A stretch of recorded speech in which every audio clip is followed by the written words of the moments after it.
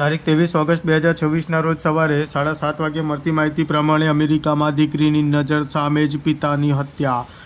બુકાનીધારીએ સ્ટોરમાં લૂંટ ચલાવી, ગોળીઓ વરસાવી. મહેસાણાના પાટીદાર વેપારીએ એક જ સપ્તાહ પહેલાં સ્ટોર શરૂ કર્યો હતો. અમેરિકાના ટેનેસી સ્ટેટના જેક્સન શહેરમાં 7 દિવસ પહેલાં સ્ટોરની શરૂઆત કરનાર પાટીદાર વેપારીની લૂંટના ઈરાદે હત્યા નિપજાવવામાં આવી છે.